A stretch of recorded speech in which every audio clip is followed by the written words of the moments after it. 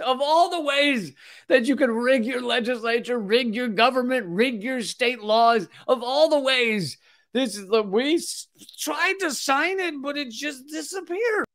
A new way of being corrupt coming to you from Texas. Florida and Texas really hold the record of like new ways to be corrupt. You're like, wow, I never would have even thought of being corrupt in that way. Lawmakers in Texas passed a police transparency bill, a bill requiring police to reveal certain things about their behavior, about their activities. So believe it or not, Texas actually passed something good, a police transparency bill. But after it was passed by the entire legislature, it disappeared. So it hasn't been signed by the governor because we don't know where it is.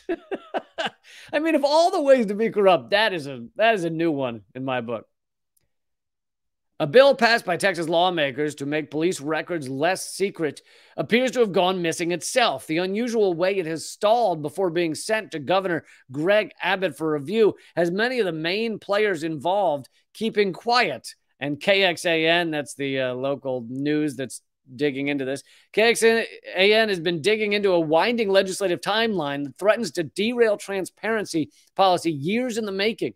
Nearly a week after a final version of House Bill 30 was approved overwhelmingly in both the House and Senate, listed as enrolled online and signed by the Speaker, Lieutenant Governor Dan Patrick had yet to sign the measure. This step is a legal requirement in the Texas Constitution before going to the governor. As one of the only bills directly related to last year's Uvalde school shooting that lawmakers passed, HB 30 aimed to close what open records advocates have labeled the dead suspect loophole. Basically, if police don't want to reveal their activities, they can say, oh, the suspect's dead, so I don't know, we don't have to, or so we can't, or whatever terminology they use. But if the suspect's dead, they can cover up all kinds of things. And so this was basically just closing that loophole. I mean, yes, it's a positive bill, but it is like the minimum you can do after a guy kills a bunch of children. It's like the minimum that legislature could do. And even this has gone missing.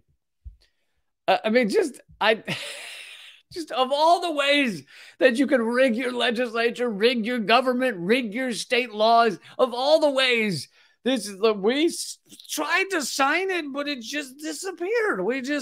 It was disappearing ink or something. We can't find the thing.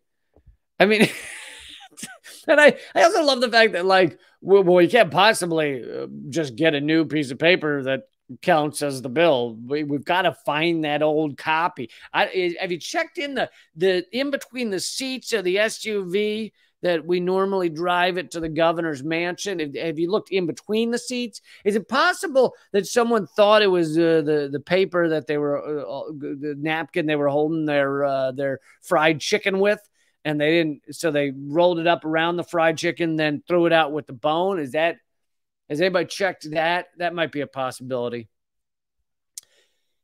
Here's a quote from someone. I don't know who Phelan is, but anyway, quote from one of those involved. More than anything, the families of the Uvalde victims need honest answers and transparency, period. It would be absolutely unconscionable to use the dead suspect loophole to thwart the release of information that is so badly needed and deserved right now. I think it's time we pass legislation to end the dead suspect loophole for good in 2023. I mean, honestly, this is like, even if this thing were to get signed, it's not going to stop any shootings. It's just going to tell you how the police fucked up. That's all it does. And yet they can't even pass that without it disappearing. I mean, this is a great plan, though. Anytime you don't want something passed in your state, even if it passes, we'll just disappear it. Disappear the bill. Bill is missing. Just an amazing way to be corrupt.